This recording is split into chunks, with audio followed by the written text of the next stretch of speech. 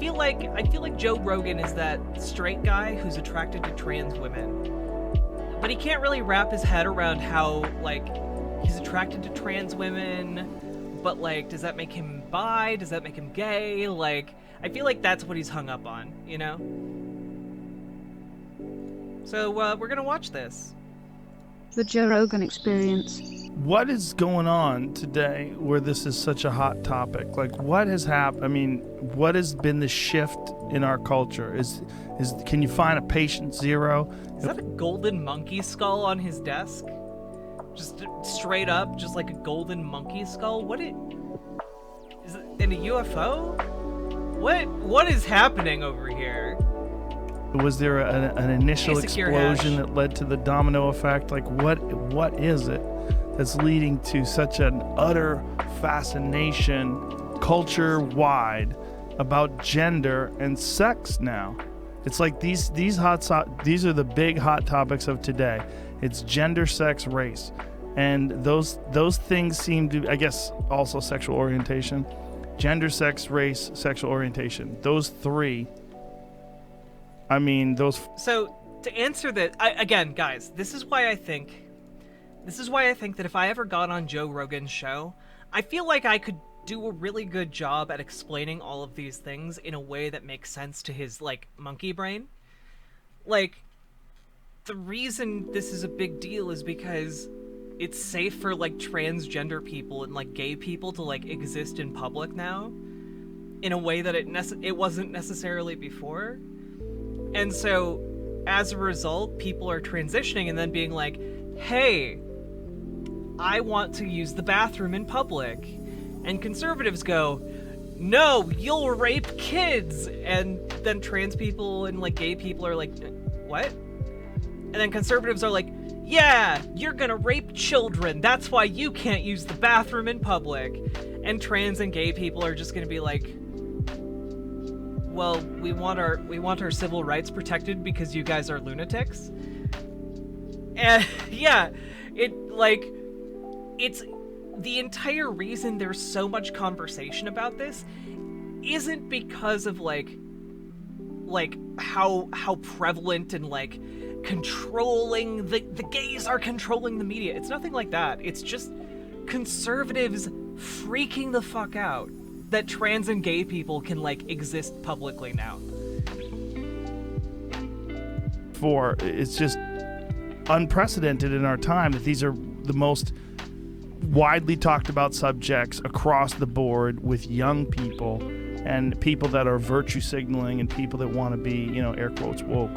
Like, what's causing this, Colin? Help us out. Well, also, a lot of the people who are in positions to, like, virtue signal, quote unquote. First off, everyone virtue signals all the time. That's part of how communication happens. Second of all, wokeness being all around you is literally a result of, like, these demographics being marketable demographics. i.e., you can make money by advertising your products to gay people and, like, showing your support of the LGBTQ community. Because guess what? Queer people don't want to buy stuff from companies that express hatred for them. The same way, like, black people don't want to buy things from companies that, like, specifically are against black people existing in society. You know, like, kind of like that. You can make more money if your company is not racist. You can make more money if your company is not homophobic. And so companies have an incentive to put that message out there. You know, it's something I've been tracking for quite some time. Like a bounty hunter? Yes, exactly. Well, I started off in, like, the new atheist movement, and I was arguing against creationists and stuff and defending biological realities. And then that movement kind of dissipated, or at least is not nearly as prevalent, and they don't hold as much power. What happened with the new...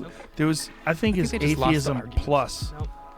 Yeah, I mean, there's actually an interesting segue between Atheism Plus and the modern social justice movement. Oh, yeah. You see it now. I mean, for sure. Atheism was the first movement to be infiltrated by all the language we're hearing now of, you know, appropriation and the whole, you know, check your privilege and I remember all that that stuff. Yeah, I remember watching. Oh no! is the managing editor for Quillette. Cool. This is gonna be a conversation then, isn't it? For those of you who don't know, Quillette's like a far-right publication. It's propaganda. Hello, Irked. And hey, Frundo. Atheism Plus conferences online going, Yeah. this is like the craziest virtue signaling event that I've ever seen in my life. Because it's people that don't just want to talk about the concept of agnostic thinking or atheism. They want to also attribute a bunch of social values to this movement that makes it kind of like a religion. Have you heard of Elevator Gate? Yes. With Richard Dawkins involved in that whole... Yes. Yeah, that was sort of the thing that I sparked love you off and your positivity. in a big way the rise of a lot of social justice stuff and the fall. Could you explain it to people that don't know what it was about? Yeah, it was a while ago. Let me see if I can outline it a bit here. So there had been some complaints at a lot of atheist conferences where there had been people complaining of sexual harassment, and there was one specific example. There was a speaker, her name was Rebecca Watson. She went by Skepchick. Yeah, exactly, Dark Strike Net. And we've been talking about this a lot over the past couple weeks, but like, literally the reason people think that transgender people, for example, are new, it's because the Nazis burned down and destroyed the predominant source of like research in the developed world during their rise to power in the Weimar Republic.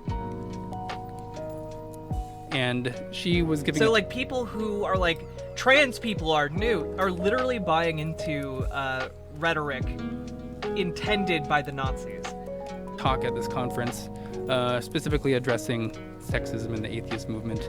And I think she might have said that she wasn't interested in hooking up at conferences or whatever. And then on the way back to her hotel later that night, she went into the elevator, and then someone went to the elevator with her. It was a guy. And as they were going up in the elevator, he looked over at her and just asked her if she'd like to come back to his room for a cup of coffee. I was like, that's literally what he said. That's a euphemism for come back and Netflix and chill. Netflix and chill, yeah. And so she said no. He didn't pursue anymore. They went off to their separate rooms. Everything was fine. The next day on social media, she blows up the internet trying to say that how terrible this was, how she felt so uncomfortable in the elevator. It was in a tight spot, small elevator, and how threatened that she was. And it became a really big sort of fissure in the atheist movement. Holy because some shit. people were saying... I mean, hello, I'm very professional. Hi. TYT, thank you so much for the raid. Hi, everybody. My name is Riverboat Jack. I talk about socialism and lefty politics, getting workers control over their own workplaces via democracy, and decommodifying things that people need to live in a modern society. And yeah, I'm happy you're all here. We're a pretty fun channel. I talk about all those issues. I cover the news of the day, and I debunk conservative propaganda. Today we're kind of diving into some Joe Rogan, specifically asking what is Joe Rogan's fixation on gender and gender roles, and we're also covering some of the other things. You might have already seen this on TYT if you're coming from there, but we're going to be covering the OAN mass execution comments by one of their hosts. Yeah, thank you so much for the follows. We're in the middle of a partner push, by the way, so any follows you can send our way, very much appreciated. I'm so happy you're all here. I'm honored by the raid. I've been a longtime viewer of TYT, and I adore their content. They're responsible for getting me into the left, and I'm just delighted that you're all here. I hope you are having a fantastic day. I hope the TYT stream went really well. How y'all doing? Just as a quick thing, Brooke Marks, thank you very much for the follow. Felicia 808, thank you for the follow. Speak Minds 1, thank you for the follow. A420 Kitty Dragon, thank you for the follow. Jax Drax, thank you for the follow as well. Bob Living in Korea, That sounds exciting. Thank you for the follow. BB Junkie, thank you for the follow as well. Bohemian Dragon Tiger Lily 48, thank you for the follow. Wizard 1952, we were actually doing some D&D world building yesterday on stream, so you're in good company if you like wizards. Mama Panda 58, thank you for the follow. Dawn Fizzle, thank you for the follow. Jen Kant, thank you for the follow. And Doormat 9, Luck Dragon, we have a lot of dragons in chat tonight. Thank you very much for the follow. Hello, everybody. You ate too many nachos, Miss Kaylee? I'm very sorry about that. Also, we have now engaged a hype train. Thank you so much. Yeah, we have a dragon squad. Heck yeah. Spooky Midwestern, thank you for gifting a sub to Ancom Libra. It's me, Natalie Marie. Thank you for gifting a tier 1 sub to TYT. I hope they appreciate it and enjoy my eclectic collection of emotes. And thank you, Lily Lovestuff, for the 5 tier 1 subs. You've got us all the way up to level 3 already, or level 2 on this hype train. Thank you so much for the 5 tier 1 subs. And Star Knight 402001, thank you for the follow. And Vision of Grace, thank you for gracing us with your presence.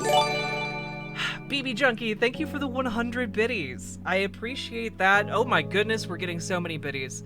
Chaotic Star Whale, thank you for the 100 biddies. Astro Lycos, thank you for the 200 biddies. Punky Gal, thank you for the 100 biddies. Geronimus Prime, thank you for the 10 bits. I appreciate it. Yeah, Duchess, you have so many dragon companions now. Mama Panda, thank you for the 45 bits. That's very generous of you. Thank you so much. Say booba? Okay, I'll say booba. Hello. Speak Minds 1, thank you very much for the subscription. And for those of you who are unaware and are newcomers to my channel, we have some sound bites that I create on the fly for all of you to enjoy, maybe, with channel points. And I'm going to be catching up on those right now. Apologies in advance. Yeah? Daddy? Yeah? Oh, mommy. And a stretch?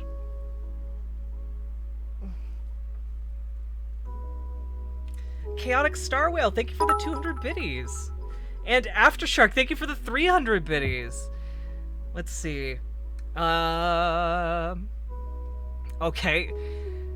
Y'all need to stop doing this whenever I get raided by cool people, alright? Oh, goodness. Yeah?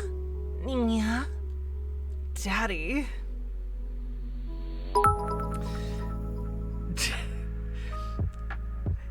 Daddy? Meet Trey, you finally heard someone doing Nya in the wild? It's a popular thing, okay? Nya? Nya? Oh, mommy. Alright. Y'all are fucking embarrassing me, okay?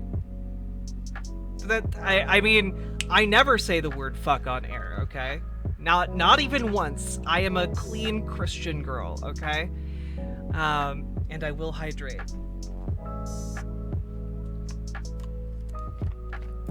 Fuck you, Entroma. There we go.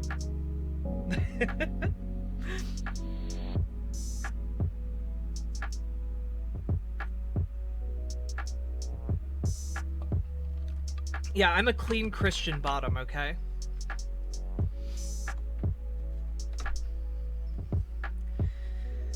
Your dad went straight from Jimmy Dore to Joe Rogan.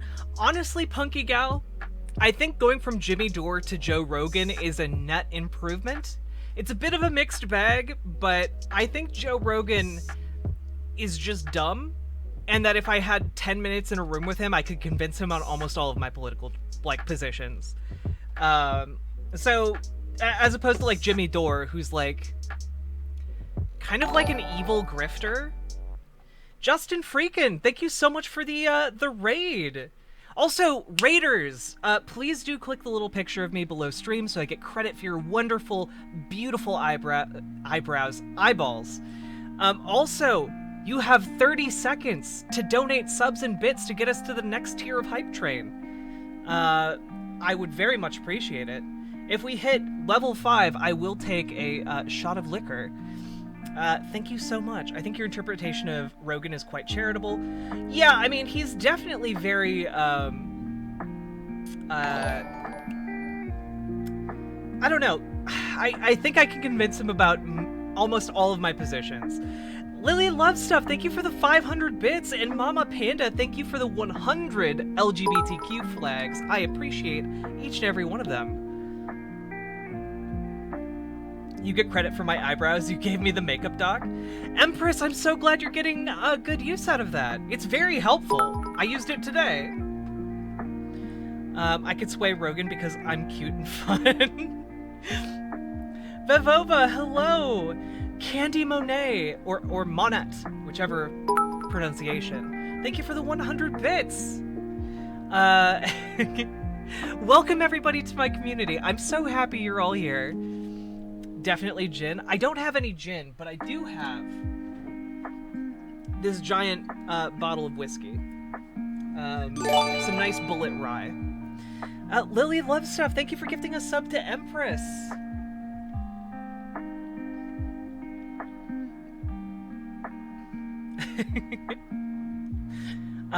You were drinking that earlier? Great minds think alike, Empress. Let's see. We love a lady that can shoot whiskey. True.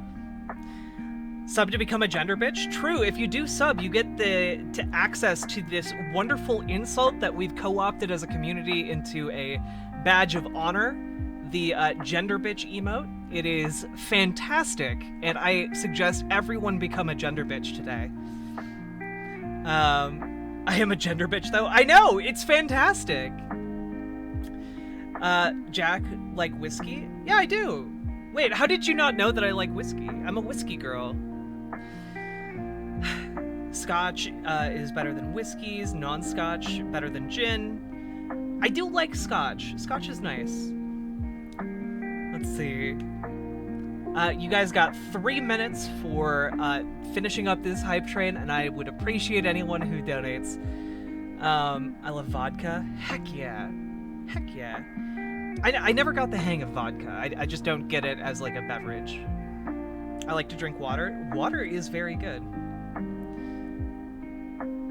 I can do a shot of vodka. I need the gender bitch as an enamel pin. Ooh, that's such a good idea. I'll try and make that happen for you, okay? Hydrate? Okay. Speak Minds, thank you for both subscribing and gifting a tier 1 sub to Midnight Denizen.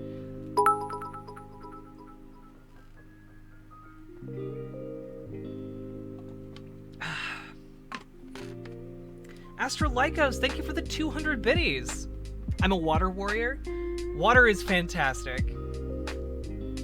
I'm good at vodka.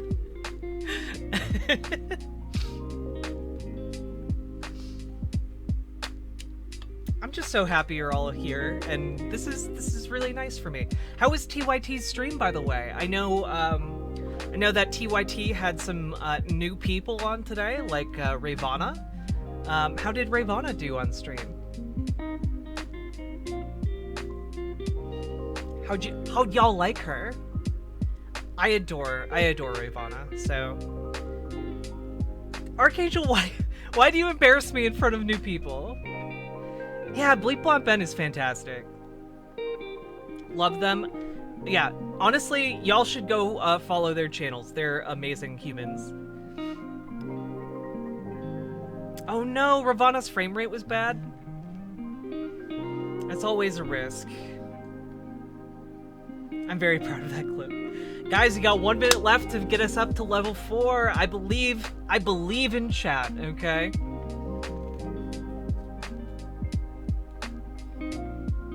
You had a Chud Ravana imposter in chat? That's bizarre. Well, I'm glad I got dressed up today to meet all you new people. Welcome. Also, chat, we made it. we specifically, I know you all can't see this, but I'm very excited about it. All of you new followers, you brought up the followers to this channel up to 3,333, a number that I specifically was aiming for. So thank you so much. Broomba, I appreciate you as well, even though you're throwing off the numbers slightly. You have 8 seconds left to get it up to level 4. You're so close. Mama Panda, thank you for the 45 bits. Lily, thank you for the 500 bits. You didn't quite make it, but thank you so much for everyone who gifted subs and biddies as well. Also, keep in mind, if you donate enough bits, you will unlock this Coomer Ben emote, which is Ben Shapiro making a suggestive eyebrow wiggle. Azure Scapegoat, thank you for the follow. And Far Right Mexican, thank you for the follow as well. I hope that your time here shifts you over a little bit to the left. Don't sweat it, Broomba. Yeah, no, we're not mad. Don't feel bad, Broomba. It was always going to be a temporary pause in our ascent anyway. Did someone say a coomer? Yeah. Thank you, everybody. I appreciate it. Oh, Vivova, no, that's... Shapiro doesn't know when his wife has a wet-ass P-word, okay? Alright, let's continue going through this interview that Joe Rogan is doing with the managing editor of Quillette. And for those of you who aren't familiar with Quillette, it is a far-right publication that is, what's the technical term for it? Stinky poo-poo. It's not good. It's bad. It's quite biased. Also, Peaky Blinder, this is actually a spinny dress. Why is coomer an insult anyway? Isn't coom just a weird spelling of cum? Yes. I had a friend who was exploited by Quillette. They fuck over their writers. Oh yeah, I mean, absolutely. All these far-right publications fuck over their writers. But also their coverage is just biased as fuck. I can't give you a spin, I don't have enough room. I'd have to, like, move my entire chair. Despite appearances, there's, like, maybe like 7.5 feet of space between this desk and my wall. Alright. Technically the term is poo-poo-ganda. Oh, no. Hi, I'm looking to see why people think I'm a far-right person. I'm not here to attack anyone. It might be because your name is Far Right Mexican. Unless you mean that you're, like, literally, like, on the far right of, like, a room. That'd be pretty funny. Alright, let's go. Like, nothing really happened. They just used a euphemism for, you know, they asked you politely if you wanted to come back and do more. You said no. Like, that's the end of the story. And then there was this atheist named P.Z. Myers, who's since sort of lost his mind. And on his blog, he was talking about this event. And then Richard Dawkins in the comment section wrote what's known as the Dear Muslima letter, which is he was writing a sarcastic response to this as though he was addressing some random Muslim woman saying, like, you know, Dear Muslima, you have no right to complain about how you're treated, you know, having your genitals mutilated or whatever, because haven't you heard this one woman, her name is Skepchick, you know, she was offered coffee at an elevator and she said no, and the guy didn't do anything after that. So it was a very sarcastic the way he approached that, and then that just made the whole atheist movement just get engulfed in flames immediately. It was all the factions split up between the super woke people and the classic skeptics. And yeah, it never recovered really. And right after that is when Atheism Plus came out. Which it divided the atheist community between people who wanted to just be assholes to others and people who were like, hey, trans women are women. It really divided the atheist community. It was Atheism Plus Social Justice, which really just was woke Democrats who happened to be atheists, basically, and all the new conference topics were just like intersectionality and maybe some vague reference to, you know, disbelief or something. So the atheist movement never... Also, yeah, like, there's a difference between being made uncomfortable in an elevator when someone at a conference, like, propositions you and you don't have a means of, like, escape. like, yeah, that's a thing that like women deal with in the world. Like, I've dealt with that, not that specific situation, but similar situations. And there's a difference between that and like, yeah, like having your genitals mutilated in like a different country, because obviously the contexts are different. Both are still bad. One is way worse than the other, but you're being disingenuous by like comparing the valid criticism of like a woman in an elevator to a woman who's had her genitals mutilated. It's like saying, man, what would like an equivalent be? Like, oh, you stubbed a man walked down a road and another man like brushed past him and he stubbed his toe. That is a way that men are oppressed, by stubbing their toes. But also, on the other side of the world, men are oppressed by being put in the gulag. Like, okay, but like one of these has nothing to do with the other, and in the first instance, you're talking about like maybe men being overly entitled to their own spaces at the cost of other people's space, which can lead to like behavior that harms other people. And in the other, you're talking about like literal genocide. You know, like these are two different topics. Recovered from that. It's gone downhill, and now we've seen how the same type of activism has moved in and taken over, Evergreen State College, and has led to what Brett and Heather have gone through, and then it sort of erupted all over the country and what we're seeing now. So that was sort of the canary in the coal mine for a lot of what we're seeing now. And what do you think is causing it? Like, a lot of people have theories on this, but I want to know your personal one. Like, why is this a thing today? Yeah, well, there's so many different aspects to the ideology. So in the specific area of, I guess, the whole sex denial thing, I think there's... Okay, like, right off the bat, just disingenuous framing here, because trans people don't deny that sex exists. The same way trans people don't deny that gender exists. The criticism of people portraying it as the sex being a binary, you're either male or female. The criticism of that is just to point out that sex isn't binary. Sex is a bimodal spectrum, meaning that overall different sexual characteristics tend to clump around two kind of like likelihoods, I guess. Like one likelihood being male, the other being female. But it's a spectrum, so people fall outside of those clumps all the time, either to the more male side or like the middle between male and female, or to the far into female category. Like, the point of this is that it's not that as clear cut as people are trying to make it out to be, which isn't the same as denying that sex exists. On top of that, there's this idea that transgender people don't think that gender exists. Well, no, the criticism is that gender is a social construct. Just because something is a social construct doesn't mean that it doesn't exist. It just means that it is constructed socially. That's why you can pull up, for example, here. That's why you can pull up something like this. A fantastic resource that I came across a few years ago. A map of gender-diverse cultures across the world.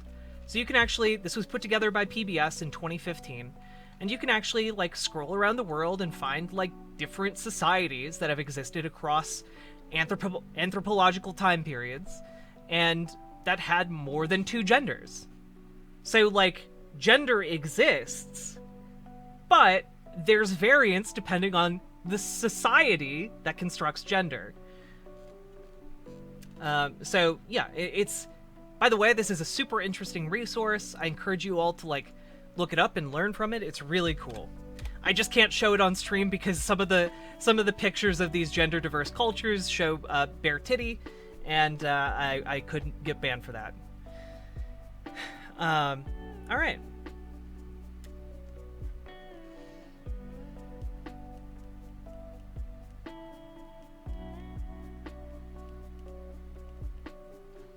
Let's see. Also, sex isn't immutable. The issue of talking about sex is that sex is more mutable than we typically like to believe it is. For example, one of the components of sexual development is your hormones. So when a trans person, for example, starts hormone replacement therapy, they're literally changing an element of their sex. So it's not all as set in stone as you might like to think. Men's Fruity Booty, thank you so much for the follow, and thank you for having a fun name to say.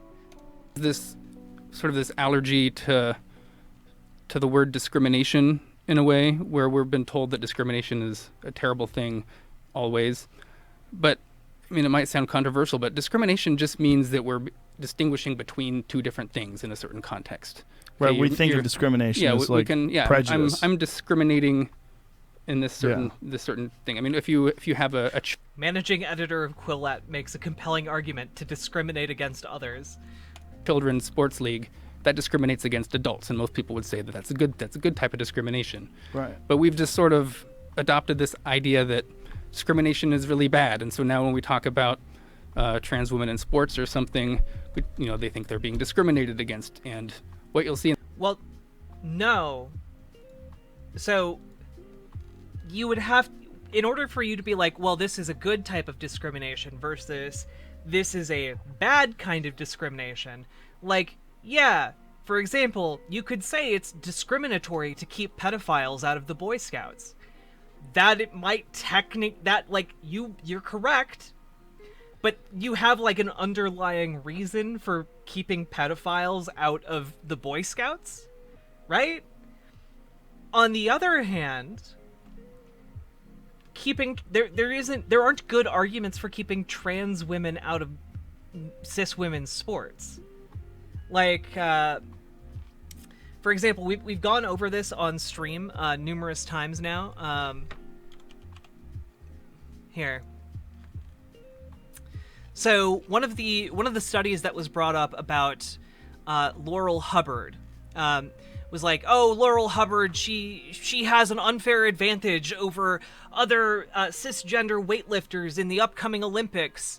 And this study kept getting referenced, not just in left-wing media, but constantly in right-wing media as well. And it was published in the British Journal of Sports Medicine, The Effect of Gender-Affirming Hormones on Athletic Performance in Trans Women and Trans Men. And guess what?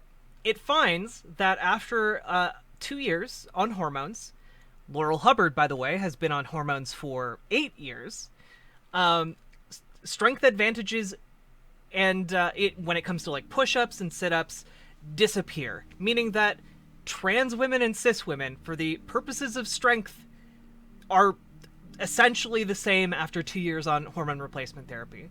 The one difference that remains after hormone replacement therapy is that trans women tended to be around 9% faster than cis women. But you can attribute at least some of that to the fact that trans women tend to be taller than cis women. So are we going to like ban both trans and cis women who happen to be taller from competing in the Olympics or competing in sports? That seems a bit silly to me.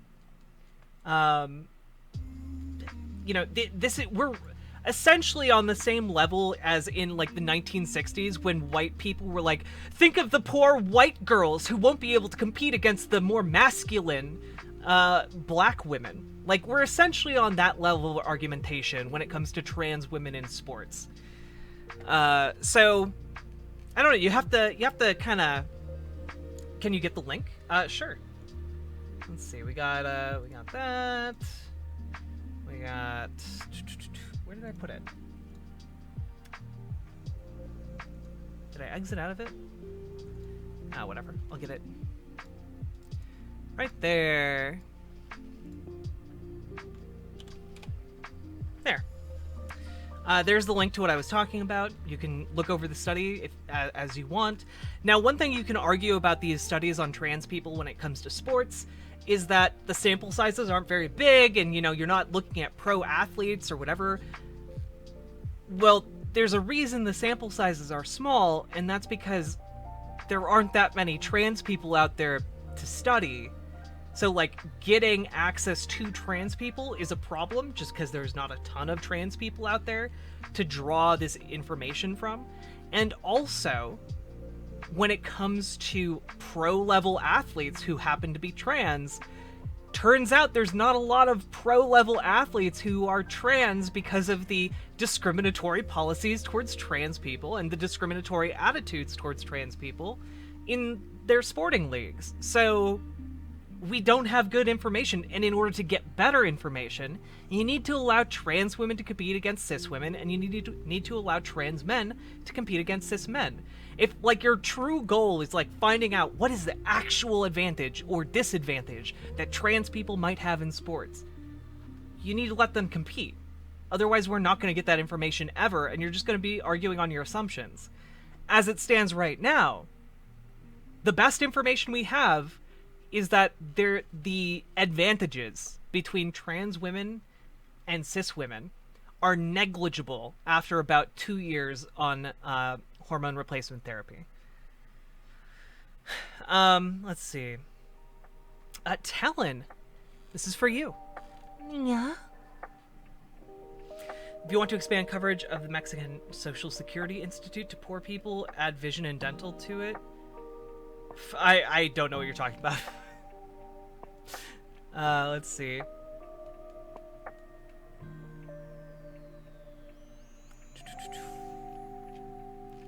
I don't know why you're talking about Mexican Social Security. But anyway, let's continue on with this video. In the headlines is, you know, women and girls who are trans are not able to play in sports for women and girls. What they fail to mention is that it's not the fact that they're trans that is the reason why they're not being able to compete. It's the fact that they're, you know, biologically male, and that's the thing that's being kept, that we're trying to discriminate against. Not the fact that they're trans, because trans is just like a state of mind that they can have. They declare that they're trans. You know, you can't verify it empirically in any way.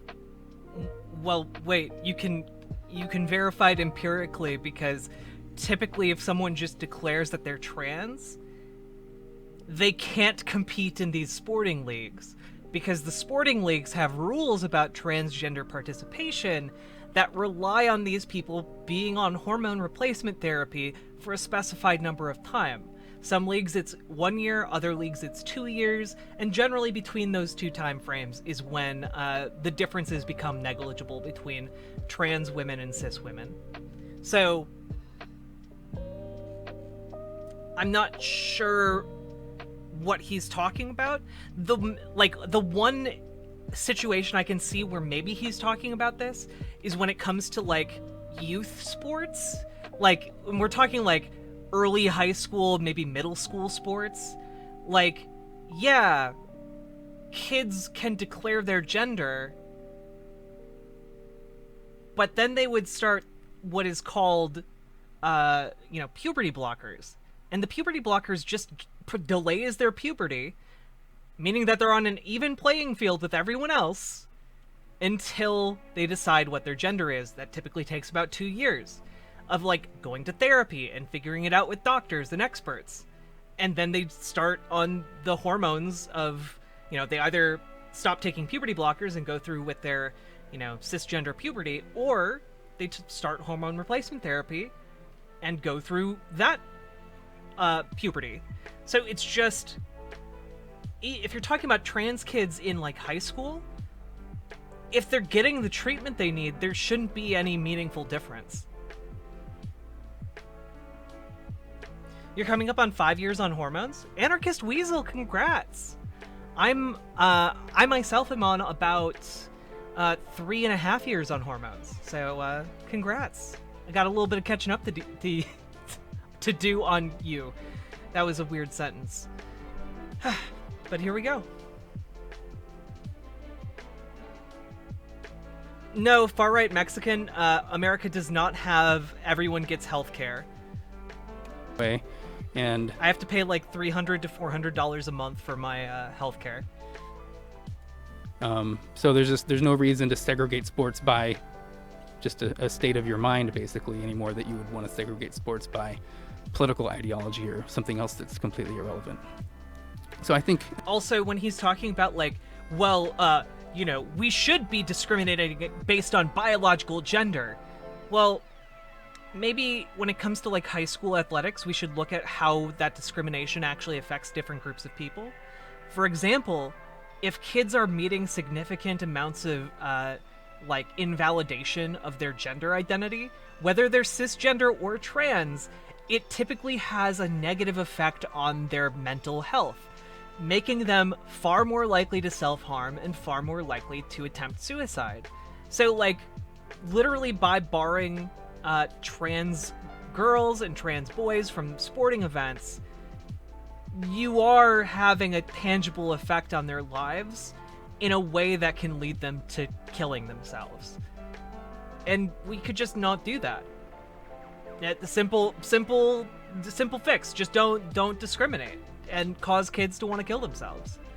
An aversion to the concept of the idea that discrimination is bad just across the board is holding us back from having more productive conversations. How many trans kids socially transition before even starting puberty blockers? That we don't know much about. Mostly because there's the whole puberty blocker argument depends on having parents who support you enough to, like, get you to a doctor and take you to specialists. And frankly, there's a lot of people who absolutely do not want to raise a kid who is trans and will reject their children's gender identity. And so they don't get treatment. Conversations. And then I know you've had people like James Lindsay on, and they talk about just the critical theory, the queer theory that's out there, where it's just meant to just pick apart anything. Anytime they see a binary, they need to deconstruct it. And it's based on this epistemology of relativistic, relative truth. No, actually, you look at data. So, for example, again, when we're talking about the sex binary, when you actually look at the data, it's not a sex binary. It's a bimodal spectrum, which is different from a binary. A binary doesn't have a spectrum. Kind of like if you look at computer, like, code, not even computer code, computer, like, bits and bytes of data, it's all zeros and ones. It's either a 0 or a 1. It doesn't go 0.51. It doesn't go negative 0.1 to then 0.6 and then 0 and then 1. No, it's either a 0 or a 1. So the data doesn't actually... the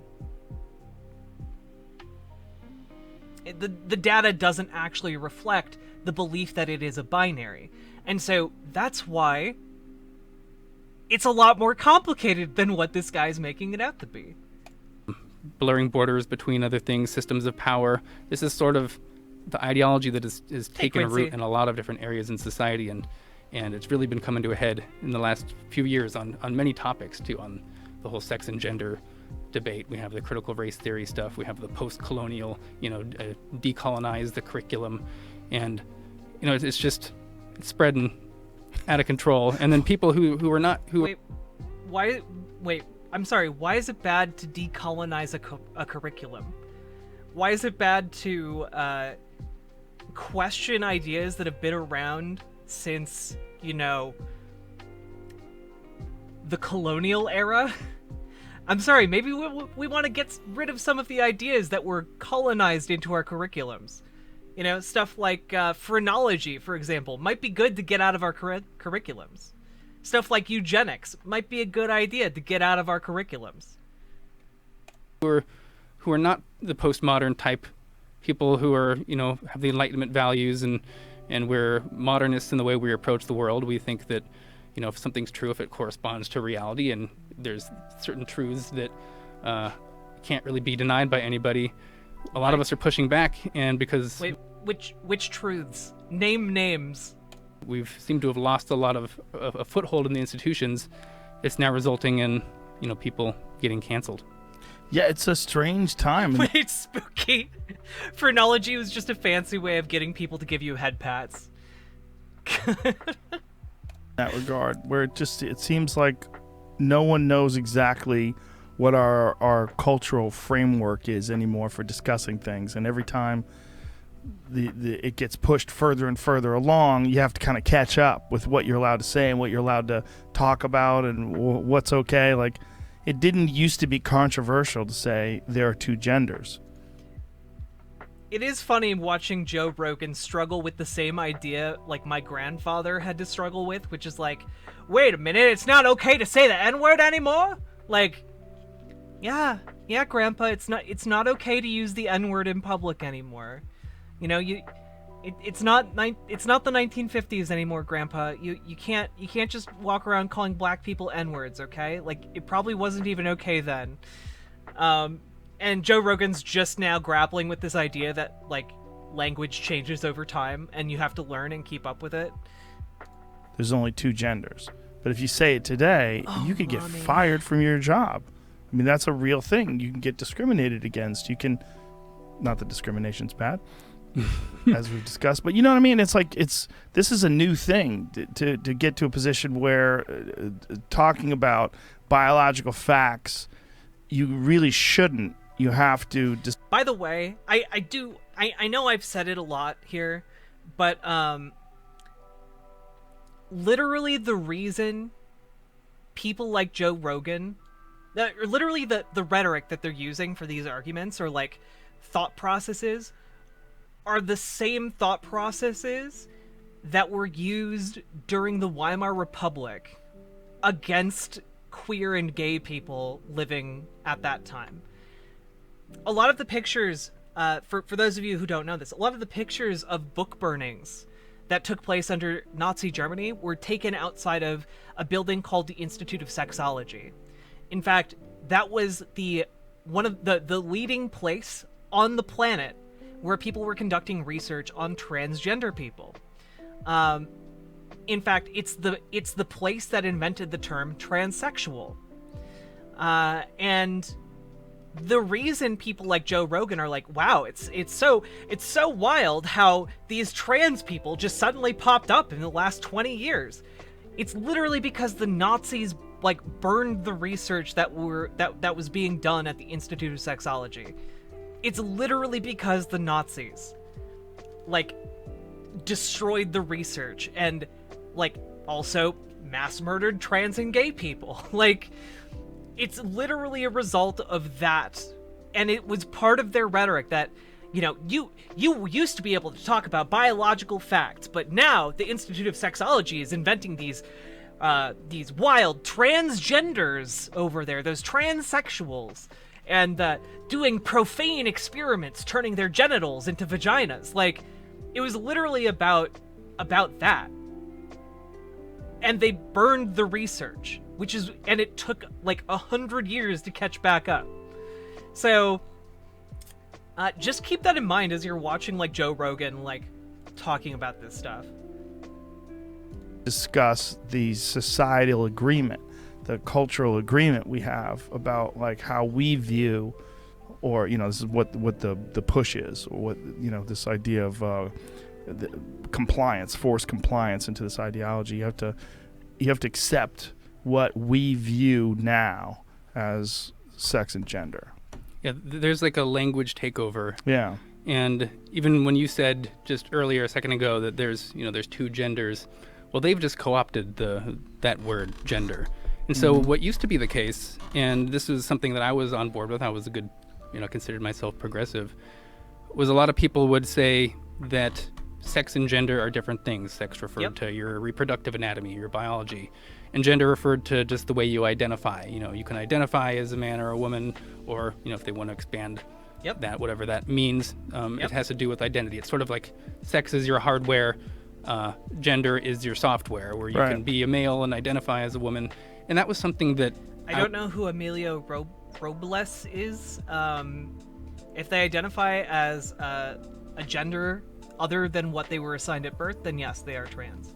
Was sort of willing to get on board with, and I was like, okay, why do we need to have the same, we already have male and female to refer to sex. Why do we need to also use man and woman? Maybe we can just let, those people have that. Because as a biologist, it didn't really, my defense didn't really go up, because as long as we know what sex is, then that's fine. I'll be willing to manage that. And then slowly over time, that distinction became more and more blurry, where now they would say, instead of that identify as a man or a woman, they say I identify as a male or a female, and they're using the sex terms. I've never met a trans person who identifies as male or identifies as female. Usually they don't describe themselves as like a trans female or a trans male. They call themselves trans men or trans women. Like, I'm not really sure where he's going with this, but also, even if somebody does, who gives a shit? Who gives a shit? They're not biologists. They're just people on the street, like, living their lives. Just let them live their lives. Why do you give a shit? Where they used to use gender terms. And then I'd started seeing on my Facebook popping up people with PhDs in biology sharing articles like, there are 5 sexes, or there's 7 different sexes, or sex is a social construct. Well, yeah, there are multiple sexes for different creatures. Also, bimodal sex is not the same as binary sex. And you should know that if you're an evolutionary biologist. And this was, as I started pushing back against that, I thought they must have been talking about gender identity, but it became very clear that, no, they're talking about actual sex itself, and that there's, every different chromosomal arrangement that someone can have. Like if you're a Klinefelter male or something, you have X, Y, Y chromosomes, that you're your own unique sex now, rather than just, a variation within the male sex. Do you have a variation within the male sex, aka it's not binary, aka it's bimodal? God damn it. Curious to what caused all this, or as to why it seems to be progressing. It's not like they reached a point and they went, okay, I think we made our point. Let's sort of normalize this and have it be accepted into the common thoughts of people. But that's not what's happening. It says, like, it keeps getting weirder and weirder and weirder. It's like they keep pushing the envelope about what it means. Okay, but what is... I really want to know what Joe thinks the weirder and weirder and weirder stuff is, Like, is it really that much of an imposition on you to have somebody be like, oh, actually, I'm omnisexual instead of, like, pansexual, or instead of bisexual? Like, okay, that's fine. You don't have to understand what omnisexual is. And if they want to explain it to you, they can. But, like, doesn't matter. Just, like, let people live. Yeah, there's no one to put on the brakes, really. I mean, Right. They're within the institutions, and the people who would normally want to speak up, like I did, they get called names. I was looking for tenure track positions, and I had people post on job boards in my field that thousands of biologists look every day that I was a transphobe and a race scientist, that they just threw in on top of things just to, throw a bunch of slurs at me and see what sticks and try to... Wait, is he a race scientist? I am very curious now. Colin Wright. I'm actually gonna look this up, okay? Colin Wright, race science. Let's see.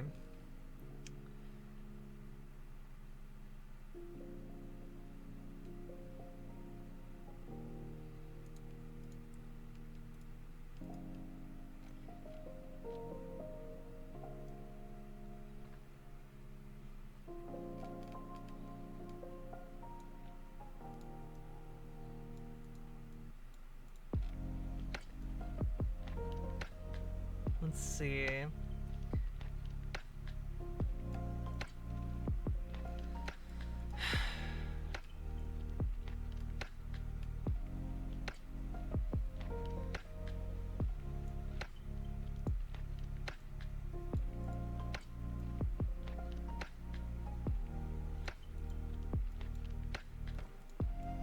Okay, this isn't about race.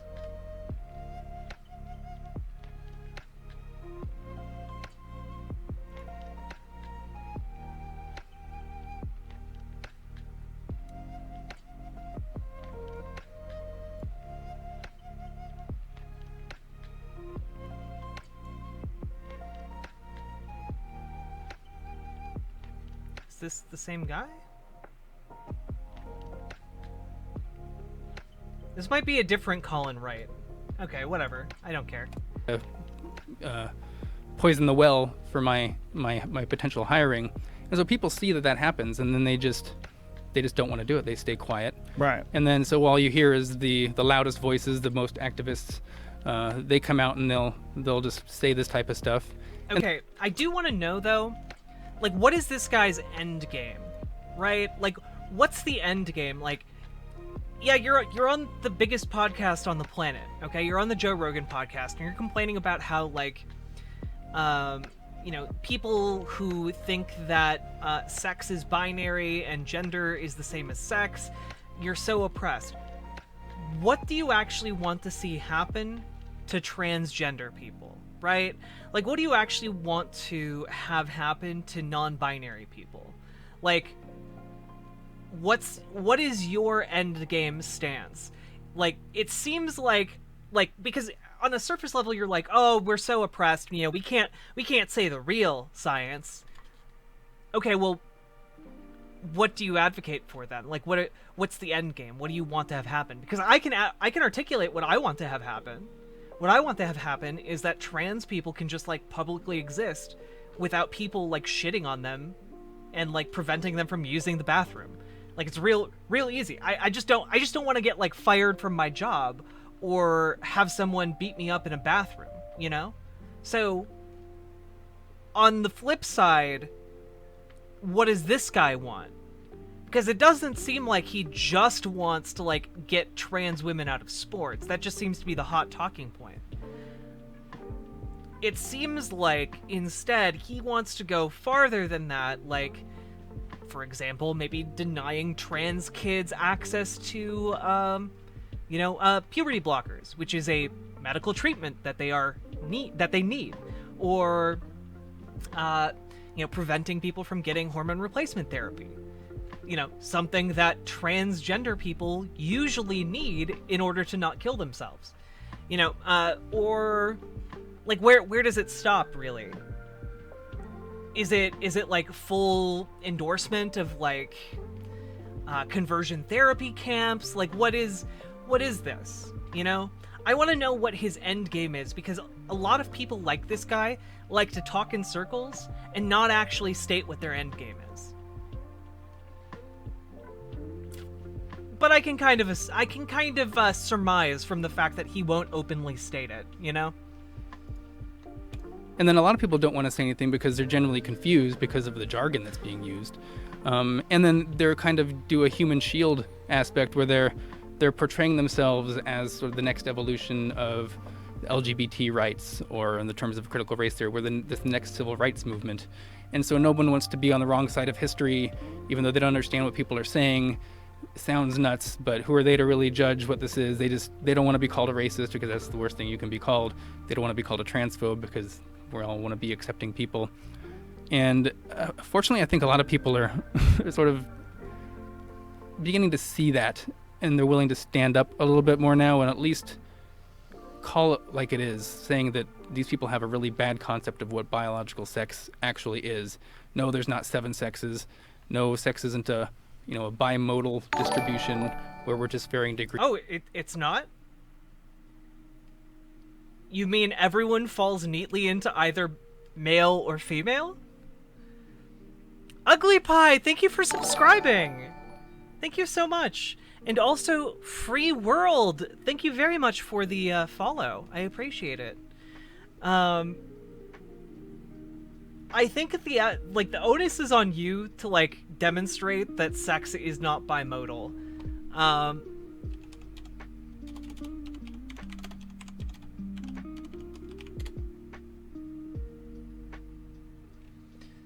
Let's see.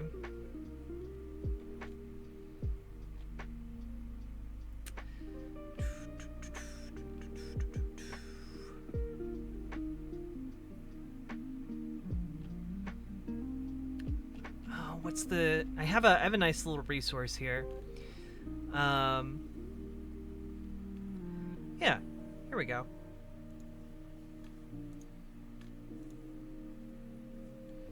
This is, by the way, what a bimodal distribution looks like.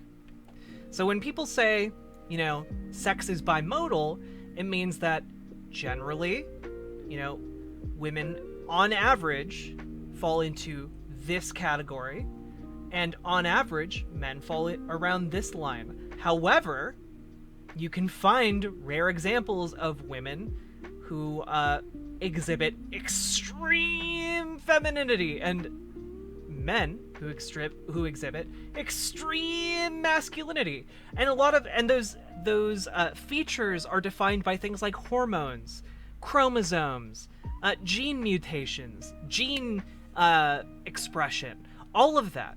How the child experiences hormone washes when it's still in the womb, like stuff like that. And then there's a whole lot of overlap between these two categories. So it's not really that controversial. This is actually mostly how like biologists think about like sex when it comes to specifically biological sex. Obviously, it's even more complicated than this chart because this chart is extremely simplistic, but this chart is still head and shoulders more complex and nuanced than the understanding of sex just being a 1 or a 0, okay? Aw, Ugly Pie, I love you and your positivity. Well, A420 Kitty Dragon, he's claiming to be an evolutionary biologist. I don't know what his credentials are, so I'm not gonna, like, criticize him on his credentials. Just that on this issue, he's just wrong. He's just wrong than the compared to the scientific consensus.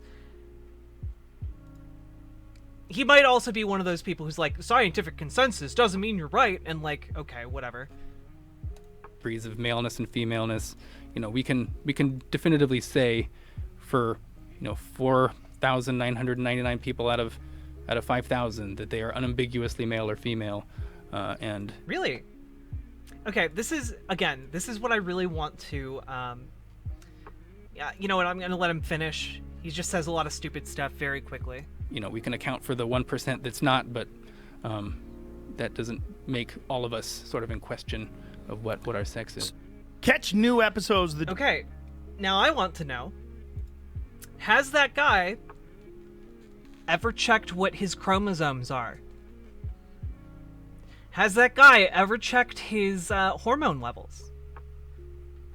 Has that guy ever checked his different parts of his body for different ways that sexual characteristics can manifest themselves? Because guess what? We live in a world where things are very complicated. You can find like 80-year-old men who go into the doctor for like stomach pain, and turns out they had a uterus this entire time. They never knew, okay? I, for example, have never had my chromosomes checked. I don't know what my chromosomes are. I don't imagine most people do. Instead, most people make assumptions based on outward characteristics, and those assumptions are based entirely on your cultural construction of what gender is. The assumptions are gender. This is why, by the way, that, like, people who are like this, who are like, well, obviously there's only males and females, and we can, 99.99% of the time know which one is which. And, like, okay, but even if you accept your interpretation as true, which it's not, if you accept that, how do you know when you meet people in public what their gender is? And if you think gender and sex are the same thing, then how do you know what their sex is without, you know, doing basic, your basic research, i.e., like genital inspection, or like doing their blood work to find out what their hormone levels are, or doing their like finding out what their chromosomes are? Like, You don't know. Even most individuals don't know their own, like, hormonal or genetic makeup. We all just make assumptions, and those assumptions are the bedrock of what we believe our gender is and other people's genders are. That, like, it's not that complicated to understand that realistically, gender is a completely different thing than sex. And people like this guy who try and conflate the two are just being disingenuous because none of them live as if sex and gender are the same thing. Unless they're just like running around sexually assaulting people all the time and taking blood and DNA samples, which I don't think they are. They're just being disingenuous about their worldview. Vicious Lilith, thank you so much for the follow. I appreciate it. Wait, does my 23andMe have my chromosomes?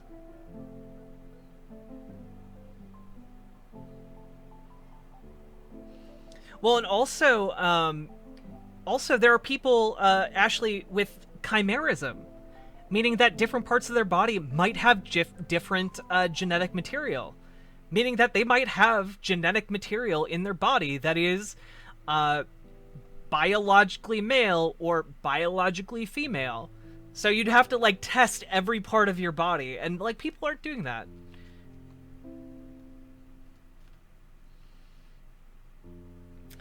To be, throwback to the first year by sociology when we learned gender versus sex, and I wrote my first uni paper on how sex is also socially constructed, because even 17-year-old me was like, wait, but we also constructed male and female, and they're not fully comprehensive terms. Exactly! Like, these people who live in this, like, fantasy world where terminology is, like, infallible, it's weird to me. It's weird. I don't get it. I don't get how they trick themselves into that headspace. Also, we've been requested to play this video, which I will now do.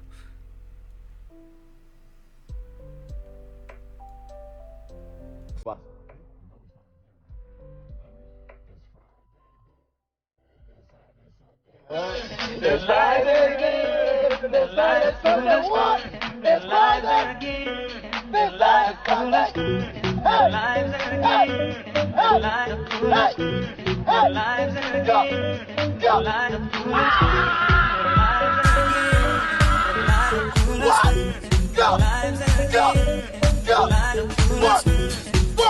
That's a dope outfit, by the way.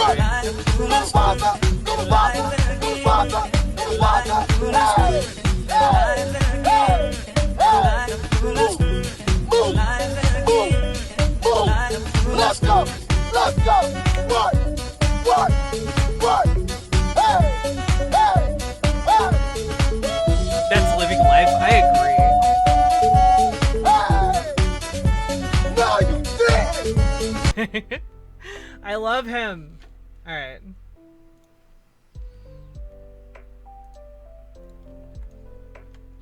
There you go.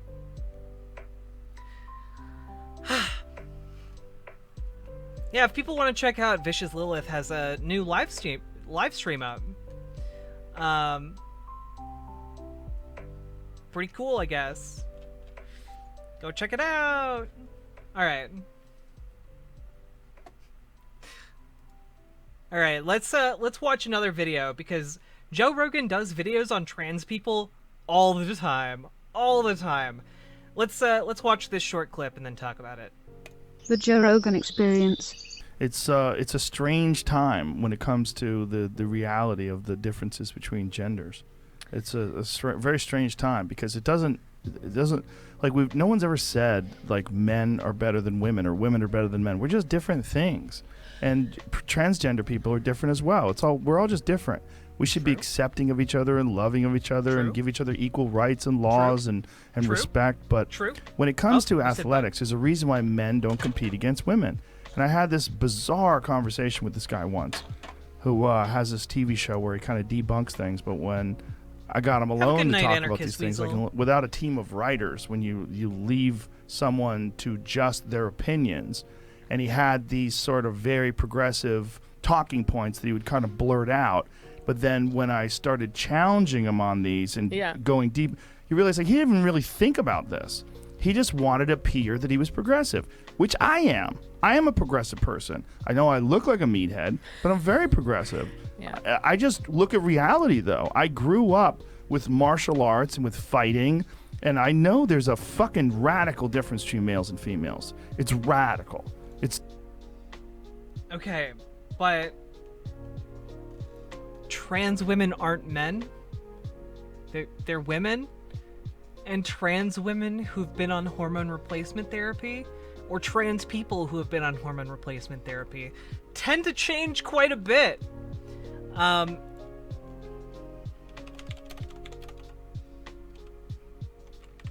Like, for example, again, those of you who've hung around for a while probably are familiar with one of these pictures that I'm about to throw up. Here's an example of a transgender man who weightlifts. Like, I'm sorry, you want this guy to compete against cisgender women? What, how do you wrap your head around that?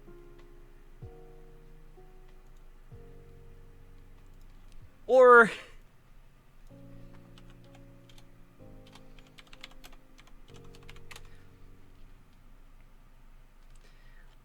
for example, you want, I don't even know, you want, like, you think that this person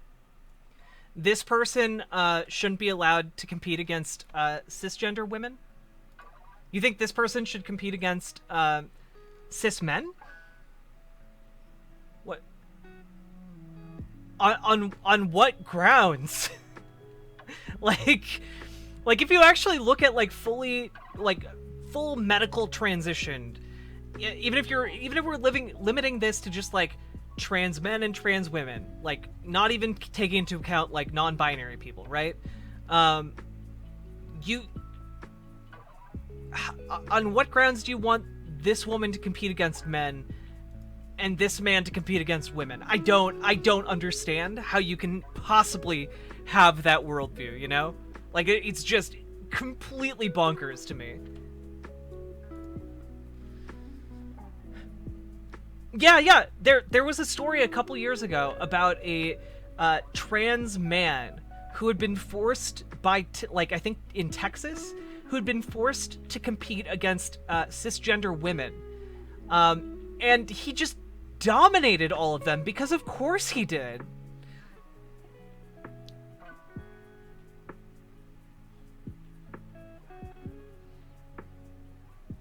Yeah, she is tall. We'd have to chop off some of her legs to make it fair.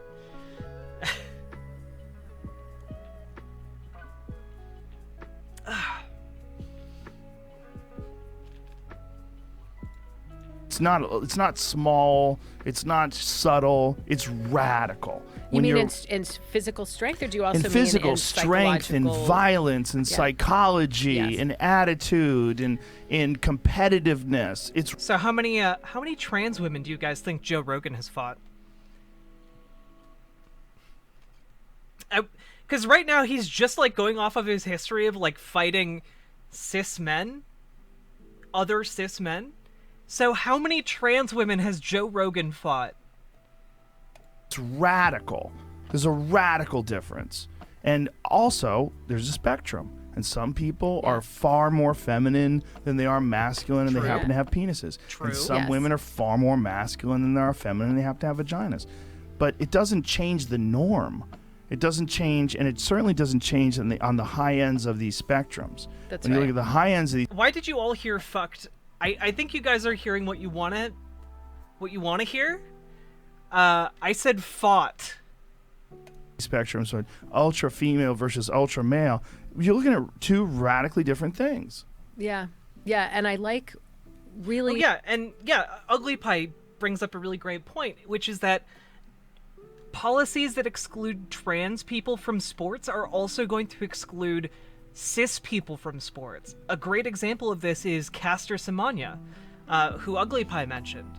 Caster Semenya just had her body naturally generated a lot more testosterone than a typical cisgender body did. She was a cis woman. She just had a lot of testosterone in her body naturally. And the Olympics, like, made her essentially take medication to lower her natural testosterone levels. But when Michael Phelps has a body that, for example, like, handles lactic acid twice as fast as, like, an average body, he's just considered like a godsend to swimming. But, you know, if it's a cis woman, she has to take medication. I like what you said about, I'm getting emotional again. I like what you said about just accepting and understanding each other. Yes. That, to me, you don't have to accept bad behavior. You don't have to accept hurtful behavior, but it does help us to really work hard to understand it. So, and those are the extremes of behavior. But you're right, we're different. And I think it's interesting and it's exciting the way that we're different, the ways that we're different. And testosterone really does help to explain so many of those differences. So understanding that hormone helps us understand each other. And it helped me, even though I have been teaching about this stuff for ages, writing the book and especially reading about the transgender experiences helped me to have sort of this epiphany. So you can see how emotional I am, right? I'm like ultra emotional. My husband is a British philosopher. Oh, she writes about hormones. He doesn't get angry. He doesn't really express a huge range of emotion. He's a wonderful guy and I love him, but I've always kind of picked on him and thought there was something wrong with him for not being more emotional, not being able to have these long conversations about emotions and psychology and what happened in his childhood to make him like that. And I have a temper. He doesn't have a temper. I cry during lecture and cry at home and, can barely control that. My epiphany was, I'm not better than he is because I'm so in touch with my emotions. I have issues. Like, he probably has issues too, but he doesn't have to come to be closer to me in my way of being in the world. I need to work on accepting who he is. He's an awesome guy. And I was always trying to get him to be more like me. And I think women really want men, if they're in heterosexual relationships, to be more like them emotionally. But I had this epiphany, like, no, it's working out. And our marriage would be better if I just shut up about some of the getting him to be more emotional all the time. I need to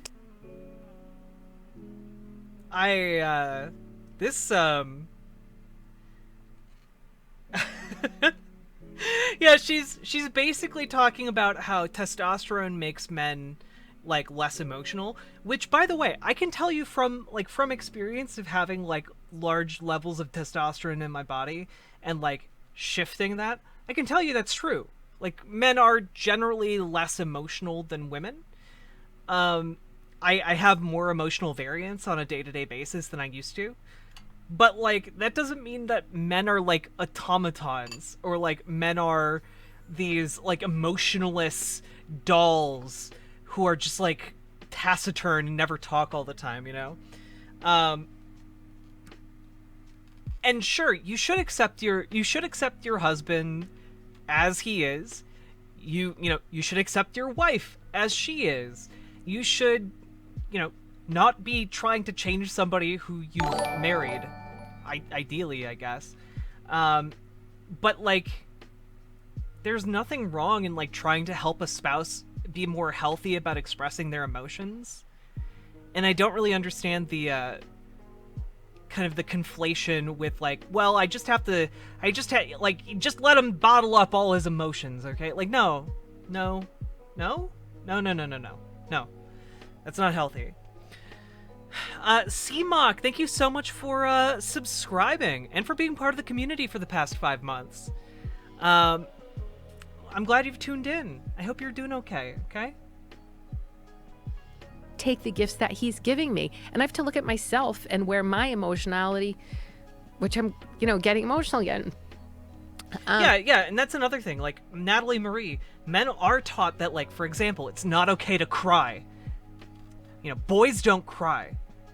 You know, I only ever saw my dad cry once, and it was at my mother's funeral. Like, that, no, I'm sorry, that's not healthy.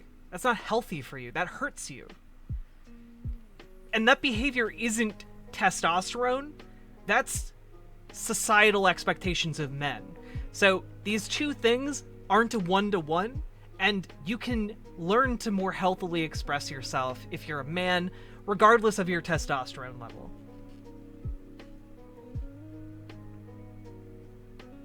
Everyone expresses emotions differently, and you have different thresholds.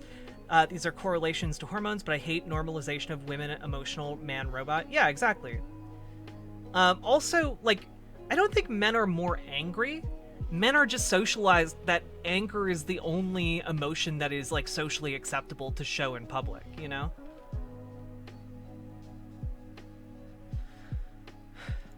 But that was all through learning more about this hormone and what it does. It's just who he is as a man. Well, it's not that all men are that way, but it did help me. Just the understanding helps us to accept each other. And that's sort of one larger point in the book that I don't try to make so explicitly, but I hope that, and again, I don't mean we have to accept bad behavior, but we can try to understand these extremes of male behavior that are disturbing and more disturbing than extremes of female behavior. You know, I can cry and have a fit, but I'm not raping anybody. Well, because that's an extreme of, that's a bad extreme of. I don't, look, I don't think you can attribute male behavior of, like, raping someone to testosterone, okay? I'm sorry, I don't think you can attribute rape to testosterone level. That ain't it, fam. That, whoo, boy, that ain't it. That is, you know, this is it. This, not it, okay? The effect of testosterone and hormones on emotions is super interesting and should not be used to make prescriptive statements about genders based on them. Yeah, also, you shouldn't say that men rape because testosterone. I think there's a whole lot more going on there than testosterone made me rape. I don't think that's true.